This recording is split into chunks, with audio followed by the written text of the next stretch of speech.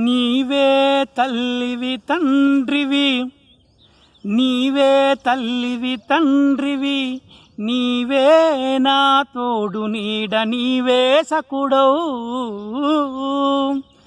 నీవే గురుడవు దైవము, నీవే గురుడవు దైవము, నీవే నా పతియు గతియు నిజముగా కృష్ణ. ఏవుగా పొద్దుగా లేవంగానే ఏం మొదలు పెట్టినావు? కృష్ణ కృష్ణ కృష్ణ కృష్ణ అంట. పొద్దస్తమానం ఒకటే కృష్ణ భజన. నువ్వు భక్తునివి, ఆయన భగవంతుడు. నువ్వు విలువంగానే ఉరికొస్తాడు. మరి ఆ దేవుడు ఓ పరమాత్మ ఆయన నాకు ఏ ఆపద వచ్చినా నేను వచ్చి పిలవంగానే, నేను పిలిస్తే వచ్చి ఆదుకుంటాడనో నువ్వు చెప్తావు, గప్పాలు కొట్టేది కొడతావు. కానీ ఆయన వచ్చేది లేదు, నీ కష్టాలు తీర్చేది లేదు. ఏడేసిన గొంగటికి ఆనే ఉంటుంది. నేను వచ్చిన కొత్తల నుంచి చూస్తున్నా. అదే నువ్వేమో కృష్ణ భజన మానవు, ఆ కృష్ణుడేమో నీ దగ్గరికి రాడు, నీ దగ్గర ఉన్న దరిద్రం ఏమో పోదు.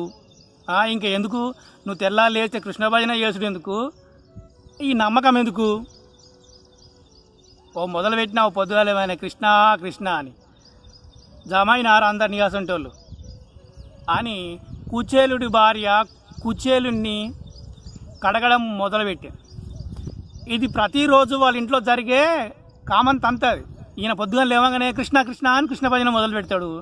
ఈయన భజన మొదలు పెట్టంగానే ఆమె కూడా తిట్టుడు పురాణం మొదలు పెడుతుంది. కారణం ఏంటంటే కుచేలుడు కృష్ణుడు ఇద్దరు బాల్య స్నేహితులు. సాందీపం ముని వద్ద వీళ్ళిద్దరు విద్యాభ్యాసం చేశారు బాల్యంలో. ఇద్దరు ప్రాణ స్నేహితులు. ఎంత ప్రాణ స్నేహితులు అంటే, ఒక ప్రాణం రెండు శరీరాలు తీసుకొని ఉంటే ఎట్టుంటుందో కృష్ణుడు కుచేలుడు అట్లుంటారు. కుచేలునికి బహిర్ప్రాణం కృష్ణుడు, కృష్ణుడికి బహిర్ప్రాణం కుచేలుడు అన్నట్టుంటారు. వాళ్ళ విద్యాభ్యాసం పూర్తి అయిపోయింది. కృష్ణుడేమో తన రాజ్యానికి వెళ్ళిపోయిండు, కుచేలుడు తన గ్రామాన్ని తిరిగి వచ్చిండు. ఆయన భార్య, సంసారం, ఆయన అష్టైశ్వర్యాలు, ఆయన భోగాలు ఆయనకున్నాయి. ఈయన కూడా కుచేలుడు కూడా ఒక అమ్మాయిని చూసి పెళ్లి చేసిర్రు. ఆమె బాధ ఏంటంటే, నేను వచ్చినప్పటి నుంచే చూస్తున్నా, తెల్లారు లేస్తే కృష్ణ కృష్ణ అంటావు. తెల్లారు లేచిన నుంచి నువ్వు కృష్ణ కృష్ణ అంటూ కృష్ణ భజన ఎంత ఎక్కువ చేస్తున్నావో, నీ లోపల భక్తి ఎంత పెరుగుతుందో, మన సంసారంలో కటిక దరిద్రం కూడా అంతే పెరుగుతుంది. మొదట నువ్వు ఒక్కనివి దరిద్రమైన జీవితం అనుభవించినావు. నేను వచ్చినాక కూడా నీతోని మన జీవితం అట్లే ఉన్నది, మార్పులేం రాలేదు. నువ్వు దరిద్రంలోనే ఉన్నావు, నేను దరిద్రంలోనే ఉన్నా. యథా భర్త తదా భార్య. సరే, మన ఇద్దరం అంటే ఎలాగో అనుభవిస్తున్నాం, కర్మ అనుకుంటాం. మన కలిసి వచ్చినాం అనుకుందాం, నీ కర్మ నా కర్మ పొత్తుల కర్మ ఏదో కర్మ అనుకొని బతుకుదాం. కానీ మనకు పిల్లలు పుట్టిర్రు, మన పిల్లలు కూడా ఇదే దరిద్రంలో జీవించన్నా. మన తల్లిదండ్రులు మన గురించి ఆలోచించలేదు కాబట్టి మనం దరిద్రంలో ఏదో జీవిస్తున్నాం అనుకుందాం, అది మన కర్మ అనుకుందాం. మన కడుపులో పిల్లలు పుట్టిరు కదా, మనం నమ్ముకొని వచ్చిర్రు వాళ్ళు భూమి మీదకి. మా తల్లిదండ్రులు మమ్మల్ని మంచి పోషించి పెంచి పెద్ద చేస్తారని నమ్మకంతో భూమి మీదకి వచ్చిర్రు. వాళ్ళు కూడా మనలాగే కటిక దరిద్రంలో జీవిస్తున్నప్పుడు ఎందుకు మనం తల్లిదండ్రులుగా ఫెయిల్ కదా? ఒక తండ్రిగా నువ్వు ఫెయిల్ అయినప్పుడు నువ్వు అన్నిటికీ విశ్వసిస్తున్న పరమాత్మ ఏం లాభం ఉండి అని కుచేలుడు భార్య ఏం చేస్తుందంటే, ప్రతిరోజు ఆయన దెప్పి పొడుస్తుంది. ఏమంటుందంటే, దెప్పి పొడవడం అంటే ఏంటంటే, ఇంటి దగ్గరనే ఉండి తెల్లారు లేస్తే కృష్ణ కృష్ణ అంటూ కూర్చునే బదులు, సరే నీకోసం నా కోసం కాకపోయినా మన పిల్లల కోసమైనా నువ్వు కృష్ణుని దగ్గరికి వెళ్ళి, కృష్ణానే నీ బాల్య స్నేహితుడిని, నాకు ఇలా పిల్లలు ఉన్నారు, నాకు ఇలా భార్య ఉంది, నాకు ఇలా జీవితం నాకు దినదినం గండం గడవడం లేదు, ఏదైనా సహాయం చేయొచ్చని అడగొచ్చు కదా.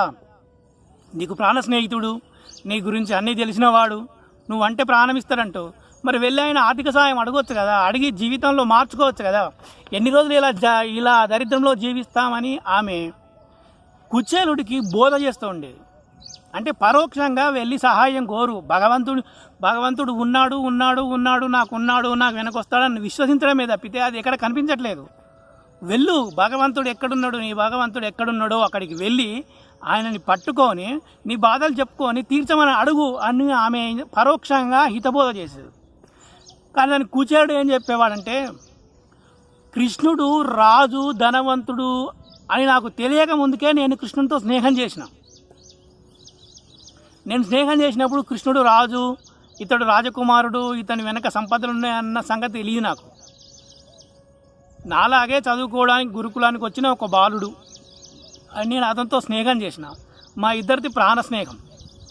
అటువంటి స్నేహాన్ని అడ్డం పెట్టుకొని ఇప్పుడు నాకేదో బాధ వచ్చిందని వెళ్ళి, కృష్ణ నాకు బాధ వచ్చింది, నువ్వు రాజు కదా, రాజకుమారుని కదా, మరి నాకు బాధ వచ్చింది అని వెళ్ళి ఆయన ధనం అడిగితే, స్నేహం ముసుగులో ధనం అడుగుతున్నాడు అని ఏమో చిన్నబుచ్చుకుంటాడేమో. కుచేలుడు మా స్నేహానికి ఇచ్చిన విలువ ఇంతేనా? ఇన్ని రోజుల నుంచి నేను కృష్ణ దగ్గరికి ఎన్నడూ వెళ్ళలేదు. ఇప్పుడు వెళ్ళిందనుకో, ఇన్ని రోజుల నుంచి వెళ్ళి గుర్తురాని స్నేహము, గుర్తులేని స్నేహము, ఇప్పుడు పెళ్ళాం పిల్లలు జీవితము కష్టాలు రాగానే నేను గుర్తొచ్చిన అంటాడేమో కృష్ణుడు. ఎక్కడ నా స్నేహానికి మచ్చొస్తుందో నేను వెళ్ళను అని కుచేలుని వాదన. ప్రతిరోజు వాళ్ళ ఇంట్లో ఇదే ఫస్ట్ ఫైట్. అది ఆయన లేచి లేవగానే కృష్ణ అనడు, ఆయన కృష్ణ అనగానే కుచేలుని భార్య పరోక్ష నిందాస్థితితో బోధ చేయడం. ఇలా రోజు గడిచిపోతుంది. ఒకరోజు మామూలుగానే ఆ మంచం నుంచి లేచిన కుచేలుడు అలాగే కూర్చొని కృష్ణ అంటూ మళ్ళీ కృష్ణ భజన మొదలు పెట్టంగానే ఆమెకు పరమ చిరాకు వచ్చింది. కుచేలుడు భార్యకు లెఫ్ట్ రైట్ ఫుల్గా అడిగింది. ఫుల్గా అడగంగానే అప్పుడు కుచేలుడు ఏమన్నాడు, అరే పొద్దుగా లేవగానే నేను కృష్ణ భజన మొదలు పెట్టుకుండేది, నీ కడుగుడైంది నాకు అర్థమవుతలేదు, అసలు ఏం కావాలి నీకు? నేను కృష్ణ భజన చేసుకుంటున్నా, నేను చేసుకుంటే నీకేం బాధ అవుతుంది? దానికి నీ నుంచి ఏమైనా ధనం తీసుకుంటున్నానా, ఇంకేమైనా తీసుకుంటున్నానా, లేదంటే ఆ బరువేదో నువ్వు మోస్తున్నావా? ఏదో నా నోరారా, నేను ఇంత దరిద్రంలో ఉండి కనీసం కృష్ణ భజన చేసుకోవడం వల్ల ఒక తృప్తితో ఉంటున్నా, దానికి నీకేమైంది? ఎందుకు నాకు ఇట్లా ఉదయం లేవగానే నా వెంట పెడుతున్నావు అని కుచేలుడు తన భార్య మీద నోరులేసాడు. అంటే కోపానికి వచ్చాడు. అప్పుడు కుచేలుడు భార్య ఏం చెప్పింది, నాకు ఏం కావాలో నాకు తెలుసు, ముందు నువ్వు ఏం చేస్తావంటే లేచి బుద్ధిగా భగవంతుడు ఎక్కడున్నాడు? నీ భగవంతుడు నువ్వు ఉన్నాడు, నీకు ఆపదల్లో ఆదుకుంటాడు, కష్టం వచ్చినా కన్నీరు వచ్చినా వచ్చి తుడుస్తాడు అని నీ భగవంతుడు ఎక్కడున్నాడు? అది గుర్తుంది ఫస్ట్. ఆయన ఎక్కడ ఉన్నాడో కనిపెట్టి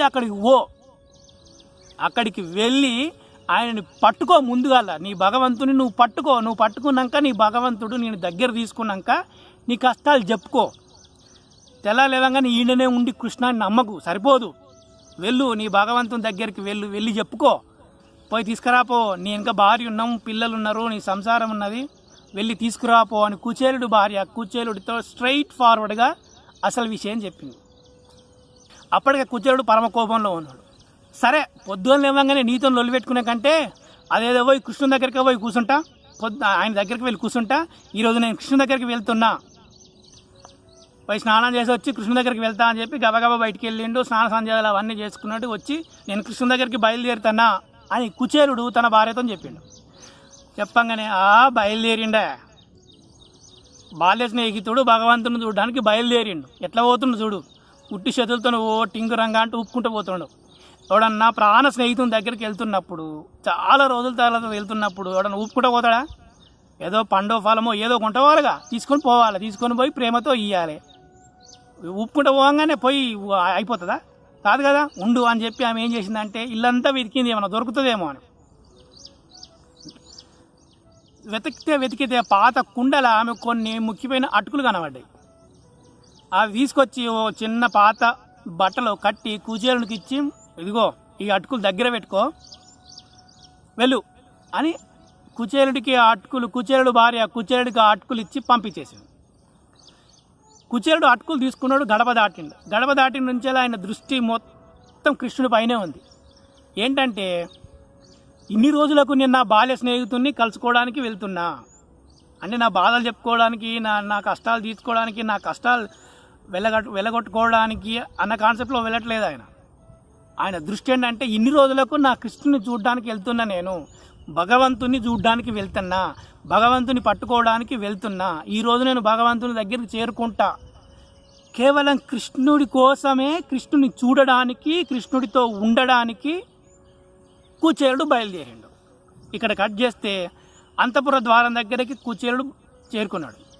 అక్కడికి వెళ్ళి అక్కడ ఉన్న అంతఃపుర కాంతతో ఆయన ఏం చెప్పిండంటే, అమ్మా, నేను కుచేలుని, శ్రీకృష్ణుని బాల్య స్నేహితుడిని, సాందీప ముని వద్ద మేమిద్దరం కలిసి చదువుకున్నాం, మేమిద్దరం ఒకరికొకరికి ప్రాణ స్నేహితులం. నువ్వు వెళ్ళి కాస్త కృష్ణునితో మీ బాల్య స్నేహితుడు కుచేలుడట వచ్చిండు అని చెప్పమ్మా అని అక్కడున్న అంతఃపుర కాంతతో ఆ కృష్ణ పరివారంతో చెప్పిండు. ఆమె వెళ్ళేసరికి కృష్ణుడు అష్టభార్యల మధ్య మంచిగా పాచికలు ఆడుకుంటూ ఎంజాయ్ చేస్తూ కూర్చున్నాడు. ఆయన పరమాత్మ కదా, ఆయనకి కష్టాలుంటాయి. నిమ్మలంగా కూర్చొని ఆడుకుంటున్నాడు అష్టభార్యలతో. రాజవైభోగం, పట్టుపాన్పులు, ముష్టాన భోజనాలు, అష్ట ఐశ్వర్యాలు, ఆగర్భ శ్రీమంతుడు. ఇంకేం బాధ ఆయనకు? హ్యాపీగా ఆడుకుంటుండు. సడన్గా ఈమె వెళ్ళింది, మహాప్రభు అన్నది. ఏంటమ్మా అడిగా. స్వామి, కుచేలుడట మీ బాల్య స్నేహితుడట, మీరిద్దరు కలిసి సాందీపముని ఆశ్రమంలో విద్యాభ్యాసాలు నేర్చుకుర్రట, మిమ్మల్ని కలవడానికి ఆయన వచ్చిండు, ద్వారం దగ్గర ఎదురు చూస్తుండు స్వామి అని ఆమె కృష్ణుడికి చెప్పింది. ఈ మాటలు ఎప్పుడైతే కృష్ణుడు విన్నాడో, వినంగానే అక్కడ ఉన్నవాడు ఉన్న పలంగా లేచి కుచేలుడికి ఎదురుగా బయలుదేరాడు. అంటే ఈ చెలికత్తెను నువ్వు వెళ్ళి తీసుకురాపో మా కుచేలుడు, నేను ఇక్కడ ఉంటా అన్న కాదు, కుచేలుడు నా కోసం వచ్చిండు అన్న మాట వినంగానే, ఇన్ని రోజులకు నా బాల్య స్నేహితుడు నన్ను వెతుక్కుంటూ వచ్చిండు, నా వాడు నన్ను వెతుక్కుంటూ వచ్చిండు అని ఆ ప్రేమతో ఈయన పరిగెత్తుకెళ్ళేసరికి ద్వారం వద్ద కటిక దరిద్రంతో బాధపడుతున్నవాడు ఎలా ఉంటాడో అలా చిరిగిన బట్టలు, ఆ మాసిపోయిన జుట్టు, శరీరం అంతా ఆ దుమ్ము కొట్టుంది. నడిచొచ్చింది కదా, అంత దుమ్ము కొట్టుంది, అంత చెమట పట్టి జిడ్డుగా ఉంది. అయినా కుచేలుడు రాగానే కృష్ణుడు వెళ్ళి ఆయన గట్టిగా ఆలింగనం చేసుకున్నాడు. పరమాత్మ తన బాల్య స్నేహితుడు వచ్చిండు అని తెలియగానే పరిగెత్తికెళ్ళి ఆయన గట్టిగా హగ్ చేసుకున్నాడు.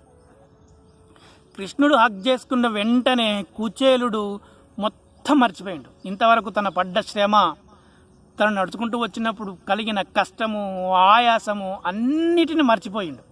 కృష్ణుని కౌగిలి దొరకగానే కుచేలుడు సమస్తం మర్చిపోయిండు. ఏం జరుగుతుందో కూడా తెలియని స్థితిలో ఒక ఉన్మత్త స్థితిలో ఉండిపోయిండు. అటువంటి స్థితిలో ఉన్న కుచేలుడిని కృష్ణుడు చేయి పట్టి నడిపించుకొచ్చిండు, తన అంతఃపురంలో తీసుకొచ్చిండు, మంచి సింహాసనం మీద కూర్చోబెట్టిండు. కృష్ణుడు కడుగుతూ ఉన్నాడు, ఆయన భార్య రుక్మిణీదేవి నీళ్లు పోస్తూ ఉంది కుచేలుడి కాళ్ళ పైన. శ్రీకృష్ణ పరమాత్మ తన బాల్య స్నేహితుడి కాళ్ళు కడుగుతూ ఉన్నాడు. అంత దూరం నుంచి నా కోసం నడుచుకుంటూ వచ్చిండు. ఈ పాదాలు ఎంత కందిపోయినాయి కుచేల అంటూ కుచేలుడి కాళ్ళు శ్రీకృష్ణుడు కడుగుతూ ఉన్నాడు. శ్రీకృష్ణుడు చెప్పకముందే రుక్మిణీదేవి బంగారు పాత్రతో నీళ్లు పోస్తూ ఉంది. శ్రీకృష్ణుడికి 8 మంది భార్యలు, అష్టభార్యలు. ఎవ్వరికి ఆయన ఏం పని చెప్పలేదు, ఈయన నా బాల్య స్నేహితుడు, మీరు ఇలా సేవలు చేయండి అని. ఈయన కృష్ణుడు కుచేలునికి సేవలు చేస్తున్నప్పుడే ఆయన అష్టభార్యలు ఎవరికి తోచింది వారు సేవ చేయడం మొదలుపెట్టారు. సమస్తం మర్చిపోయిండు, కేవలం కృష్ణుడిని చూస్తూ మాత్రమే ఉన్నాడు. ఆయన ఏం తింటున్నాడు, ఏం తాగుతున్నాడు, తనకి ఏం సపర్యాలు జరుగుతున్నాయి, తను ఎటువంటి భోగాలు అనుభవిస్తున్నది ఏదీ గుర్తులేదు. కేవలం కృష్ణుడే. ఆయన 2 కళ్ళు కేవలం శ్రీకృష్ణుడి దివ్యమంగళ విగ్రహం మీద మాత్రమే ఉన్నాయి. ఆయన మొత్తం ఆలోచనలు, మనస్సుల్లో సంపూర్ణంగా కేవలం కృష్ణుడు మాత్రమే ఉన్నాడు. అటువంటి స్థితిలో ఉన్న కుచేలుడు కృష్ణుడితో ఇంకా చెప్పిండు, కృష్ణ, నేను నిన్ను చూడాలనుకున్నా, నీతో కలవాలనుకున్నా, నీతో మాట్లాడాలనుకున్నా, నీతో గడపాలనుకున్నా, ఆ కోరికలు తీరిపోయినాయి. ఇక నా ఇంటికి నేను వెళ్ళిపోతా కృష్ణ, నాకు సెలవియ్యి అని కుచేలుడు కృష్ణుని అడిగిండు. వెళ్తావా కుచేల అని కుచేలుని ప్రశ్నించిండు. వెళ్ళాలి కదా కృష్ణ, ఇంటి దగ్గర భార్య పిల్లలు ఉన్నారు, వెళ్ళాలి అని కుచేలుడు సమాధానం ఇచ్చింది. సరే వెళ్తున్నావు కానీ నీ దగ్గర ఉన్నదే ఆ చిన్న మూట ఏంటి అని అడిగింది. గుర్తుంది కదా, ముక్కిపోయిన అటుకులు గట్టి పంపింది ఆయన భార్య. మర్చిపోయిండు ఆయన. కృష్ణుని చూసిన మరుక్షణంలో తనను తానే మర్చిపోయింది. ఇక తన దగ్గర ఏమున్నాయి కూడా గుర్తులేదు. అవి అప్పుడు గుర్తుకొచ్చినాయి. ఆయన భార్య ఆయన కోసం కట్టిన అటుకులు గుర్తుకొచ్చి వాటిని తీసి కృష్ణునికి ఇవ్వాలంటే, అంటే ఇప్పటిదాకా ఆయన అనుభవించిన సుఖాలతో పోల్చుకుంటే ఆయన అనుభవించిన ఐశ్వర్యాలను చూసి ఈ ముక్కిపోయిన అటుకులు ఇస్తే కృష్ణుడు ఎక్కడ బాధపడతాడేమో అని వాటిని తీయడానికి కుచేలుడు వెనక ముందు ఆలోచిస్తున్నాడు. కృష్ణుడు సడన్గా అవి లాగేసుకొని తీసి చూసేసరికి అందులో ఏమున్నాయి, ముక్కిపోయిన అటుకులు. ఆ అటుకుల్ని తీసి, కుచేల, నా కోసం ఇంత ప్రేమగా తీసుకొచ్చిన వస్తువుని నాకు ఇవ్వకుండా తీసుకొని వెళ్తున్నావా అని ఆ అటుకులు తాను వేసేసుకొని ఈయనను పంపించిండు. ఇంకా సరే కుచేల, నువ్వు ఇంటికి వెళ్ళు అని. కుచేలుడికి ఏమీ గుర్తులేదు. శ్రీకృష్ణుడి అంతఃపురం దాటిండు, తిరిగి ఇంటికి వచ్చాడు. తన గ్రామానికి వచ్చి అంతకుముందుకు తాను తాను నివసించిన ఇంటి ప్రాంతానికి రాగానే తన ఇంటి తీరు మొత్తం మారిపోయింది. తన భార్య పట్టు వస్త్రాలతో దగదగలాడిపోతుంది, ఒంటి నిండా బంగారు నగలు. తన పిల్లలు కూడా మంచి మంచి ఖరీదైన వస్త్రాలు కట్టుకున్నారు, ఆభరణాలు. ఆ ఇల్లు వాతావరణం అంతా డిఫరెన్స్ ఉంది.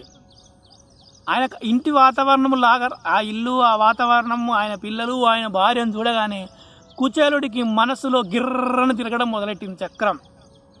ఏం జరిగింది అని అప్పుడు అర్థమైంది. ఆయన నేను కృష్ణుడితో ఉన్నప్పుడు, కృష్ణుడితో కలిసి ఉన్నప్పుడు, ఆయనతో ఉన్నప్పుడు నన్ను నేను మరచి కేవలం ఆయనతోటే ఉన్నప్పుడు నా గురించి ఆయనకు పూర్తిగా తెలిసిపోయింది. నేను ఆయనకి ఏమీ చెప్పలేదు, ఆయన పూర్తిగా నా జీవితాన్ని మార్చేసిండు అని కుచేలుడికి అర్థమైంది. అంటే భగవంతుడి దగ్గరికి నేను వెళ్ళినా ఏమి చెప్పకుండా నా గురించి ఆయనకు మొత్తం తెలిసిపోయింది. ఏం చేస్తే కుచేలుడు ఆనందంగా ఉంటాడో అని కృష్ణుడికి అర్థమైంది. అది చేసి పెట్టిండు భగవంతుడు అని 2 చేతులు ఎత్తి ఆయనకు నమస్కారం చేసి ఇంట్లోకి వెళ్ళిండు. వెళ్ళేసరికి ఇంట్లోంచి భార్య నవ్వుతూ ఈయనకు స్వాగతం పలికింది. నడుచుకుంటూ వచ్చింది కదా, కాళ్ళు నొప్పులు పెడతాయేమో అని కొన్ని మంచినీళ్ళు ఇచ్చింది. ఆ మంచిగా పట్టుపరుపుల మీద హాయిగా కుచేలు కూర్చొని కళ్ళు మూసుకొని కృష్ణ కృష్ణ అంటూ మళ్ళీ కృష్ణ భజన మొదలు పెట్టుకున్నాడు. అప్పుడు ఆమె వచ్చి భార్య వచ్చి కుచేలుడితో ఏమన్నదంటే, స్వామి, భగవంతుడు ఉన్నాడు అని నమ్మితే సరిపోదు, ఆయన ఎక్కడున్నాడో కనిపెట్టాలి. కనిపెట్టి ఆయన దగ్గరికి వెళ్ళి ఆయన గట్టిగా ఆలింగనం చేసుకోవాలి. గట్టిగా ఆలింగనం చేసుకున్న తర్వాత నువ్వేం చెప్పాల్సిన అవసరం లేదు ఆయనకు. నువ్వు గట్టిగా ఆయన ఆలింగనం చేసుకుంటే ఆయనకు అర్థమైపోతుంది ఏంటి అని. భగవంతుడు ఉన్నాడని నమ్మితే సరిపోదు, భగవంతుని దగ్గరికి వెళ్ళి ఆలింగనం చేసుకోవాలి. ఇది వ్యాస మహర్షి మనకు భాగవతంలో ఇచ్చిన శ్రీకృష్ణ కుచేల అనే ఒక కథ.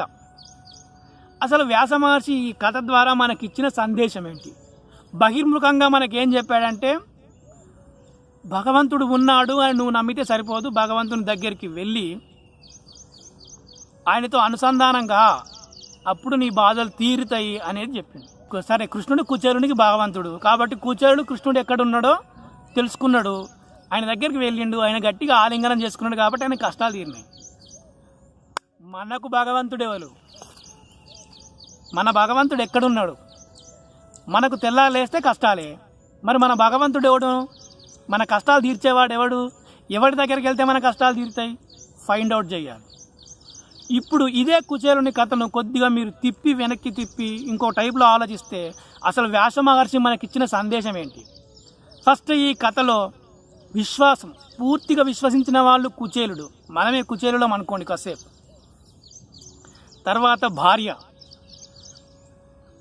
తెలుగులో ఒక సామెత ఉంటుంది, పెళ్ళామే పెద్ద గురువు అని.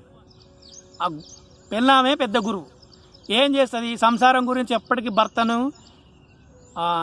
జాగ్రత్త స్థితిలో ఉంచుతుంది. అంటే మన సంసారం ఇలా ఉంది, మన జీవితం ఇలా ఉంది, రేపటి జీవితం ఎలా ఉండబోతుందో గమనించు అని ప్రతిక్షణం ఏం చేస్తుంది? భార్య భర్తను ఒక స్థితిలో నిలబెడుతూ ఉంటుంది, అంటే సరి చేస్తూ ఉంటుంది, కరెక్ట్ చేస్తూ ఉంటుంది. భర్త ఎలా ఉండాలి, ఎలా ఉండకూడదు అని బాగా అబ్జర్వ్ చేస్తూ, ఇలా ఉంటే కరెక్ట్ కాదు, ఇలా ఉండాలి, నువ్వు ఇలా ఉంటేనే మన జీవితం ఇలా ఉంటుందని భార్య భర్తను రోజు చెక్కుతూ ఉంటుంది, కరెక్ట్ చేస్తూ ఉంటుంది. ఒక గురువు కూడా తన శిష్యుని ఏం చేస్తాడంటే, విశ్వాసం ఉంటే సరిపోదురా, భగవంతుడు ఉన్నాడు అన్న విశ్వాసం ఉంటే సరిపోదు, ఆయనని గుర్తుపట్టాలి, ఆయన ఎక్కడ ఉన్నాడో తెలుసుకోవాలి, ఆయన దగ్గరికి వెళ్ళాలి, ఆయన పొందాలి అని గురువు కూడా శిష్యుని అలా తయారు చేస్తూ ఉంటాడు రోజు. ఇది మనకు కుచేలుడు భార్య రూపంలో వ్యాస మహర్షి ఇచ్చిన సందేశం. గురువు ఏం చేస్తుంటాడు? శిష్యుని చెక్కుతూ ఉంటాడు. వీడు భగవంతుని దగ్గర చేరాలంటే ఏం చేయాలి? ప్రకృతి నుంచి వీని కొద్దిగా వెనక్కి తిప్పుతూ వీని ఎప్పటికీ ఆ రూట్లో నిలబెట్టాలని గురువు ప్రయత్నిస్తుంటాడు. ఇప్పుడు ఇంకొక విషయాన్ని, ఈ కుచేలుడు భార్యను గురువుగా కాకుండా ప్రకృతి రూపకంగా తీసుకోండి. ప్రకృతి ఏం చేస్తుంది అంటే ప్రతి క్షణం మనం కష్టాల రూపంలో చెప్తుంటుంది. మనం ఎలా ఉన్నామో, ఎలా ఉండాలి, ఎలా ఉండకూడదని మనం ఎన్లైట్ చేస్తూ ఉంటుంది. ఎప్పటికెప్పుడే ప్రకృతి ఏం చేస్తుంటుందని మనం కరెక్ట్ చేస్తుంటుంది. ప్రకృతి మనల్ని పరమాత్మ వైపు తిప్పడానికి ప్రయత్నం చేస్తుంది. కాకపోతే మనం దాన్ని గమనించకేమంటే మనకే కష్టాలు, మనకే బాధలు, మనకే కన్నీళ్ళు. నేను దేవుడు ఉన్నాడని 24 గంటలు నమ్ముతున్నా, ఆయన నా కష్టాలు తీర్చలేవు, నా కన్నీళ్ళు తీర్చలేవు అని మన బాధ. ఈ బాధలు తొలగించుకోవాలి, నువ్వు నీ కష్టాలు నీ కన్నీళ్ళు తీర్చుకోవాలరా నాయన. తీరాలంటే కేవలం భగవంతుడు ఉన్నాడని నువ్వు నమ్మితే సరిపోదు. వెళ్ళు, ఆయన దగ్గరికి వెళ్ళు, ఎక్కడున్నాడో కనిపెట్టు అని ప్రకృతి మనకేం చేస్తుంది, ఇండైరెక్ట్గా ఇండికేషన్ చేస్తుంటుంది. సేమ్ కుచేలుడు భార్య ఎలా చెప్పిందో ప్రకృతి అయినా గురువు అయినా మనకు అలాగే ఇండికేట్ చేస్తుంటారు. నీ భగవంతుడు ఎక్కడున్నాడో నువ్వు పసిగట్టు. కుచేలుడికి తెలుసు తన భగవంతుడు ఎక్కడున్నాడు, అంతఃపురంలో ఉన్నాడు. మరి మన భగవంతుడు ఎక్కడున్నాడు? గురువు చెప్తాడు, నీ భగవంతుడు ఎక్కడో లేడు, నీలోనే ఉన్నాడు. పరమాత్మ ఎక్కడో బయట దొరకడు. నువ్వు బయట ఎన్ని రోజులు తిరిగినా, ఎన్ని తీర్థక్షేత్రాలు తిరిగినా, ఎన్ని పుణ్యక్షేత్రాలు తిరిగినా, నువ్వు ఎన్ని కొండ కోణాలు తిరిగినా, ఎన్ని చేసినా భగవంతుడు నీకు బయట ఎక్కడ దొరకడు. వాడున్నది నీ లోపటే ఉన్నాడు. కాబట్టి నీ లోపట ఉన్న పరమాత్మ నువ్వు పట్టుకోవాలి. ఆయనని పట్టుకొని ఆయనతో నువ్వు గడిపితే నీ కష్టాలు కన్నీళ్ళు తీరుతాయి అని గురువు మన లోపల ఉన్న పరమాత్మ గురించి చెప్తాడు. మరి మన లోపల పరమాత్మ ఉన్నాడు, మన కష్టాలు వస్తే ఆదుకుంటాడని నమ్మితే సరిపోద్దా? సరిపోదు. మన లోపల ఉన్న పరమాత్మ దగ్గరికి మనం వెళ్ళాలి. ఎలా వెళ్తాం? నీ లోపల ఉన్న పరమాత్మ దగ్గరికి నువ్వు వెళ్ళాలంటే, నీ లోపల ఉన్న పరమాత్మను నువ్వు కనిపెట్టాలంటే, నీలో ఉన్న పరమాత్మతో నువ్వు గడపాలి, ఆయన ఆలింగనం చేసుకోవాలి, ఆయన నీ బాధలన్నీ తీరాలంటే ఫస్ట్ కుచేలుడు ఎలా తనను తాను మర్చిపోయిండో నిన్ను నువ్వు మర్చిపోవాలి. నిన్ను నువ్వు మర్చిపోయిన క్షణంలో నిన్ను భగవంతుడు తన చేతుల్లోకి తీసుకుంటాడు. ఎలా మర్చిపోతావు? నిన్ను నువ్వు ఒక చోట హాయిగా కూర్చొని ఫస్ట్ నిన్ను నువ్వు మర్చిపో. ఏ ఆలోచనలు చెయ్యకు, ఏమీ చెయ్యకు, కేవలం శ్వాస మీద ధ్యాస పెట్టి కూర్చో. ఎందుకంటే ఈ శ్వాస మీద ధ్యాస పెట్టడం దేనికంటే, నీ మనస్సు, మన మనస్సు అనే కోతి అటు ఇటు పరిగెడుతుంది. అది పరిగెడుతూ ఉంటే బయటికే పరిగెడుతుంది, ఇక మనం మర్చిపోవడానికి ఏమీ ఉండదు. కాబట్టి నువ్వు శ్వాస మీద ధ్యాస పెడితే ఆలోచనలన్నీ తగ్గిపోయి నిన్ను నువ్వు మర్చిపోతావు. నిన్ను నువ్వు మర్చిపోయినప్పుడు నీలో ఉన్న పరమాత్మ వైపు నీ ప్రయాణం మొదలవుతుంది. నీలో ఉన్న పరమాత్మ వైపు నీ ప్రయాణం మొదలైన మరుక్షణమే పరమాత్మ ఏం చేస్తాడంటే, గాలిలో పతంగి ఎగురుతూ ఉంటుంది, దానికి కింద దారం గట్టి ఉంటుంది. ప్రపంచానికి ఏం కనబడుతుంది? పైన ఎగురుతున్న గాలిపటం కనబడుతుంది. కానీ దాన్ని కట్టి ఉన్న దారము దాన్ని కిందికి బట్టి ఆడిస్తున్నవాడు కనబడడు, కేవలం గాలిపటం మాత్రమే కనబడుతుంది. అలాగే ప్రపంచానికి కూడా మనం మాత్రమే కనబడుతుంటాం, కానీ మన లోపట ఉండి మన అన్నీ ఆడిస్తున్నవాడు ఎవడు కనబడు. కాబట్టి మనం ఏం చేయాలి? మన లోపట ఉన్న వానికి సరెండర్ అవ్వాలి. సరెండర్ అవ్వాలంటే మొత్తం మన గురించి మనం మర్చిపోయి కాముగా ఉన్నప్పుడు వాడు ఏం చేస్తాడు? దారం పట్టుకొని నిన్ను ఆడించడం మొదలుపెట్టినప్పుడు మెల్లిగా లాక్కుంటాడు. ఇంకా అంటే ఒక పిల్లవాడు గాలిపటాన్ని తన వైపు ఎలా లాక్కుంటాడో, మనం కూడా సైలెంట్ అయిపోయి శ్వాస మీద ధ్యాస పెట్టి కూర్చున్న మరుక్షణంలో మన లోపల అంతర్గతంగా ఎవడైతే పరమాత్మని మనం అంటున్నామో, ఏదైతే పరాశక్తి అంటున్నామో, ఏదైతే ఈ సృష్టి సమస్తానికి మూలమైనది మన లోపల ఉన్నది అని మనం అంటున్నామో, అది మనం ఏం చేస్తుందంటే, ఆ పిల్లవాడు దారం పట్టుకొని పతంగిని లాగినట్టు మనల్ని కూడా మన లోపల ఉన్న ఆ చిత్శక్తి తన వైపు లాక్కుంటుంది. అలా మనం మొత్తం వదిలేసిన తర్వాత అది లాక్కొని అక్కడికి వెళ్ళి మనము ఆ స్థానంలో, పరమాత్మ స్థానంలో ఏ ఆనందం అయితే ఉన్నామో ఆ ఆనందాన్ని సంపూర్ణంగా అనుభవించడం మొదలు పెడతాం. కృష్ణుడి దగ్గరికి వెళ్ళిన కుచేలుడు సమస్తాన్ని మర్చిపోయి ఎలా ఆనందంగా ఉన్నాడో, కృష్ణుడితో సరిసమానంగా ఎలా ఆనందంగా ఉన్నాడో, ఆయనతో ఉండి ఎలా రాజభోగాలు అయితే అనుభవిస్తున్నాడో, నిన్ను నువ్వు మరచి శ్వాస మీద ధ్యాస పెట్టి పరమాత్మ స్థితిలోకి వెళ్ళిపోయిన తర్వాత అలాంటి ఆనందాన్ని పొందుతాం. దాన్నే పరమానందం అంటారు, బ్రహ్మానందం అంటారు, మోక్షానందం అంటారు, ఇంకా రకరకాల పేర్లు చెప్తారు. పేర్లు ఏదైనా అక్కడ దొరికే దివ్యానందం మాత్రం అదొక్కటి. అక్కడికి వెళ్ళిన తర్వాత ఇంకేముండదు. నిన్ను ఏవైతే పట్టి ఉన్నాయో, నిన్ను ఏవైతే కట్టి ఉన్నాయో, నీ కష్టాలకు కన్నీలకు కారణమైన ఏవి ఉన్నాయో వాటన్నింటినీ నిన్ను తన దగ్గరికి లాక్కున్న పరమాత్మ తుడి చేయడం మొదలు పెడతాడు, అన్నిటిని సరి చేస్తాడు. అందుకే అంటారు, ధ్యానం చేస్తే కష్టాలు కన్నీళ్ళు ఎట్లా పోతాయి అంటే పోతాయి. స్పష్టంగా దేని మీద ఆలోచన లేకుండా, దేని గురించి ఆలోచించకుండా కేవలం శ్వాస మీద ధ్యాస పెట్టి నీ లోపల ఉన్న పరమాత్మ దగ్గరికి నువ్వు చేరాలన్న గట్టి సంకల్పం పెట్టుకొని నీ పరమాత్మ దగ్గరికి నువ్వు వెళ్ళిన మరుక్షణంలో ఇవన్నీ ఒక్కొక్కటి అన్నీ వెళ్ళిపోతాయి. వెళ్ళిపోవడం అంటే ఎలా వెళ్ళిపోతాయి?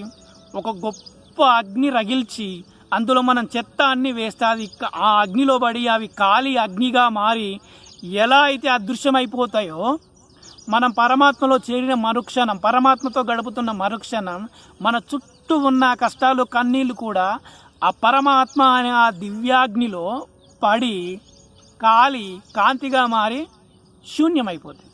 దీన్నే బ్రహ్మర్షి పత్రిజీ గారు ఏమంటారంటే, నువ్వు ధ్యానం చేసి గాఢమైన సమాధి స్థితిలోకి వెళ్ళినప్పుడు అక్కడ నీ కర్మలు దగ్ధం చేయబడతాయి. శూన్యంలో సమాధి స్థితిలో నీ కర్మలు దగ్ధం చేయబడతాయి అని గురువుగారైన బ్రహ్మర్షి సుభాష్ పత్రిజీ గారు ఇచ్చిన సందేశం. ధ్యానంలో మనం సమాధి స్థితిలో వెళ్ళినప్పుడు మన కష్టాలు కన్నీళ్ళు తీరుతాయి. సమాధి స్థితిలోకి వెళ్ళడం అంటే ఏంటి? పరమాత్మతో ఉండిపోవడం. మనకు మూలం ఎవడున్నాడో, మన సృష్టికి మూలం ఎవడో వాని దగ్గరికి వెళ్ళి ఉండిపోవడం. ఇదే ఇప్పుడు మీరు కుచేలుని కథను మన కథను ఒకసారి అన్వయం చేసుకోండి. కుచేలుడు భార్య కుచేలుడితో ప్రతిక్షణం చెప్పింది, భగవంతుడు ఉన్నాడని నమ్మితే సరిపోదు, విశ్వసిస్తే సరిపోదు, ఎక్కడున్నాడో కనిపెట్టాలి, వెళ్ళి ఆయన గట్టిగా పట్టుకోవాలి. అంతే. మనకు బయట ఈ ప్రపంచం కానీ గురువులు కానీ ఏం చెప్తారంటే, పరమాత్మ ఎక్కడున్నాడు? నీ లోపట ఉన్నాడు. నీ లోపట ఉన్న పరమాత్మ నువ్వు వదిలేసి బయటకు పోతే ఎక్కడ దొరుకుతాడు? నీకు దొరకడు. కాబట్టి కూర్చో, ఒక దగ్గర కూర్చో, గట్టిగా కూర్చొని బాగా అలవాటు చేసుకొని శ్వాస మీద ధ్యాస పెట్టి నీ లోపలికి వెళ్ళు, నీ లోపల ఉన్న పరమాత్మను పట్టుకో. అంతే. నీ లోపల ఉన్న పరమాత్మను పట్టుకున్న మరుక్షణం నీ కష్టాలు కన్నీళ్ళు తీరుతాయి. గమనించండి, కుచేలుడికి అష్టైశ్వర్యాలు ఎప్పుడు వచ్చినాయి? శ్రీకృష్ణుని ఆలింగనం చేసుకున్న తర్వాత తన దరిద్రం పోవడం మొదలుపెట్టింది. కృష్ణుడు బాల్య స్నేహితుడే, ఇద్దరు కలిసి చదువుకున్నారు. బాల్యంలో వీరిద్దరు ఒకరంటే ఒకరికి ప్రాణం. అయినా కృష్ణుడు ఆగర్భ శ్రీమంతుడు, కుచేలుడు ఆగర్భ దరిద్రుడు, ఇద్దరు ప్రాణ స్నేహితులే కదా. మరి ఇన్ని రోజులు ఎక్కడికి పోయింది కుచేలుడి సౌభాగ్యం అంతా? ఆయన ఇంటికి వెళ్ళి ఆయన పెళ్లి చేసుకున్నాడు, ఆయనకు భార్య వచ్చింది, ఆయన దరిద్రం పోలేదు. వాళ్ళకు పిల్లలు పుట్టిరు, ఆయన దరిద్రం పోలేదు. ఉదయాన్నే లేచి నుంచి కృష్ణ కృష్ణ కృష్ణ అంటూ కృష్ణ భజన చేస్తూ ఉన్నాడు, అయినా దరిద్రం పోలేదు. ఎప్పుడు తన భార్య మీద కోపంతో ఆయన కృష్ణుడి దగ్గరికి వెళ్ళి కృష్ణుడిని ఆలింగనం చేసుకున్నాడో మొట్టమొదట ఆయనకి ఏం కలిగింది? ఉపశమనం కలిగింది, ప్రశాంతత కలిగింది. ఎప్పుడు మనం ధ్యానంలో ఈ బయట బాహ్య ప్రపంచాన్ని, భార్య పిల్లలు ఇల్లు సంసారం ఇవన్నీ కాసేపు ఉండని ఆయన పక్కన పెట్టి ఒక 10 నిమిషాల 15 నిమిషాల ధ్యానంలో కూర్చొని వీటన్నిటిని మర్చిపోయి మన లోపల ఉన్న పరమాత్మతో మనం ఐక్యత సాధించినప్పుడు ఏమైపోతుందంటే, మొట్టమొదట మనకు వచ్చేది ఉపశమనం. సమస్త బాధల నుంచి ఉపశమనం, తృప్తి, ఒక సంతోషం. మనస్సు ఎలా ఉంటుందంటే అసలు దాని గురించి ఎక్స్ప్లెయిన్ చేయడానికి వర్డ్స్ ఉండవు. అలాంటి స్థితిలో ఉండిపోతాం. మనస్సు శాంతించి, కోరికలు శాంతించి, అసలు చెప్పాలంటే ధ్యానంలో మనం పొందే ఆనంద స్థితి ఎలా ఉంటుందంటే దాన్ని చెప్పడానికి గురించి అసలు ఎవరికీ సాధ్యం కాదు.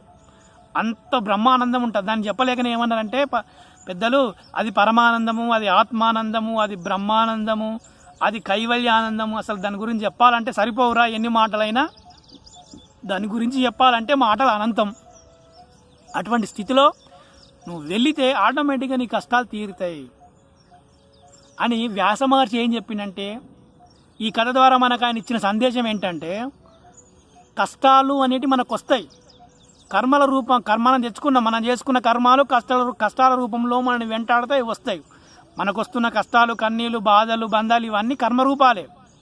వాటి పోవాలంటే ఇవన్నీ తీసేయడానికి భగవంతుడు ఉన్నాడు అని నువ్వు నమ్మి కూర్చుంటే సరిపోదు.